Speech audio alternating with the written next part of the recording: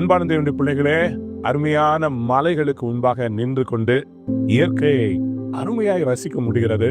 எனக்கு ரொம்ப பிடிச்ச இந்த அழகான அந்த மலைகளை பாருங்க. அந்த மலைகளை தொட்டு செல்லுகிற அந்த மேகங்களை பாருங்க.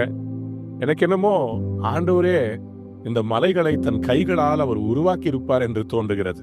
இவைகளெல்லாம் இப்படியே அழகா இருக்குல்ல, சில கஷ்டமான உடையப்பட்ட சில தருணங்களை தாண்டிதான் அழகாக மாறி இருக்கிறது. பாருங்க, அந்த மலையை உடைச்சாங்க.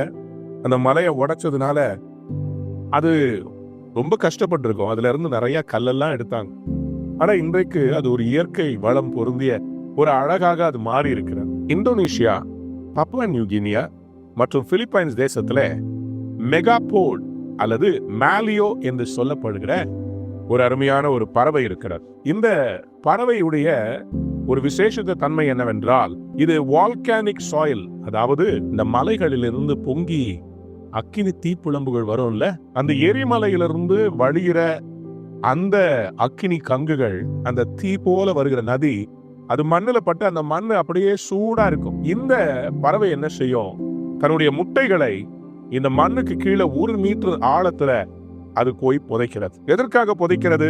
இந்த முட்டை சாதாரணமான முட்டை இல்ல, இது 5 முறை பெரிய ஒரு நார்மல் ஒரு கோழி போடுற முட்டையை விட 5 மடங்கு பெருசு. ஆகவே அது மேல உட்கார்ந்து அதை குஞ்சு பொறிக்க வைக்கிறதுக்கு அது கஷ்டப்படுறதுனால இந்த உஷ்ணமான மண்ணுல கொண்டு போய் அது புதைத்து வைக்கிறது. சிறகுகள் இல்லை, எந்த விதமான யாருக்கும் பார்க்கிற மாதிரி அந்த முட்டை வளர்ந்தா இல்லையான்னு ஒன்னும் தெரியாது.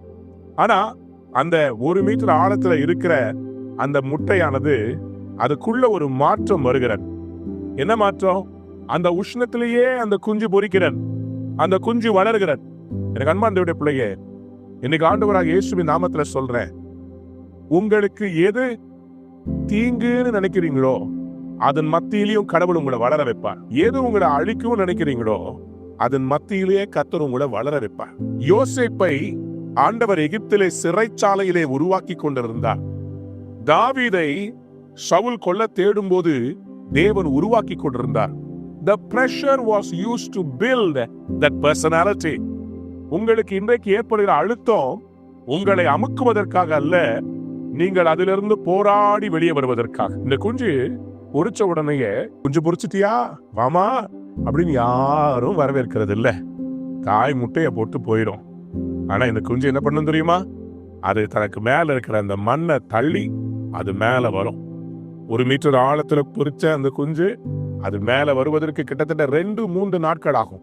ஆனா அந்த 2-3 நாட்களும் அது போராடி மேல வந்துடும். இன்னைக்கு உங்களுடைய வாழ்க்கையில ஆண்டவர் சில உபத்திரவங்களை அனுமதிக்கிறார்னா அதை உங்களை ஆழத்திலே உருவாக்கி கொண்டிருக்கிறார். உங்களை கீழே தள்ளலங்க, உங்களை மிதிக்கல, உங்களை ஒளிச்சு வச்சிருக்கிறார். உங்களை புதைக்கல, உங்களை விதைச்சு வச்சிருக்கிறார். உங்களை அழிப்பதற்காக அல்ல, உங்களை ஒளித்து வைத்தது உங்களை பெரிய ஜாதியாய் நாளைக்கு மாற்றுவதற்காக. ஆண்டவர் யோசேப்பை சிறைச்சாலையில் ஒளித்து வைத்தார். தாவீதை வனாந்திரத்திலே குகையிலே ஒளித்து வைத்தார். உங்களையும் ஒளித்து வை. ஆனா ஒரு நாள் உங்களை மகுடம் சூட வைக்க போகிறார். ஆண்டவர் ஏசாயா 48 அதிகாரம் 10 வசனத்திலே அவர் சொல்கிறார், நான் உன்னை வெள்ளியை போல புடமிட்டேன், உபத்திரவத்தின் குகையிலே உன்னை தெரிந்து கொண்டேன். உங்க உபத்திரவத்தின் குகை உங்கள் மேல் வருகிற நியாய தீர்ப்பு அல்ல, உங்களை தேவன் உருவாக்குவதற்காக வைத்திருக்கிற ஒரு அருமையான இடம். நீங்கள் உருவாக்கப்பட்டு கொண்டு வருகிறீர்கள். இன்றைக்கு உங்க வாழ்க்கையில தேவன் என்ன செய்ய போறார் தெரியுமா? அந்த உபத்திரவத்தின் மத்தியில உங்களை பொங்கி எழுக செய்ய போகிறார். உபத்திரவத்தின் குகையிலே நான் உன்னை தெரிந்து கொண்டேன். ஷாத்ராக், மேஷாக், ஆபேத்நேகோவை உள்ள தூக்கி போட்டாங்க. 4வது ஆளா உள்ள வந்து நின்னு அவங்களை விடுவித்தார். உங்க வாழ்க்கையை விடுவிக்க போகிறார். நீங்க மேல வர போறீங்க. உபத்திரவத்தின் குகையிலே உங்களை தெரிந்து கொண்டவர் உங்களை பொன்னாக விண்ண செய்வார். God bless you. Have a wonderful day.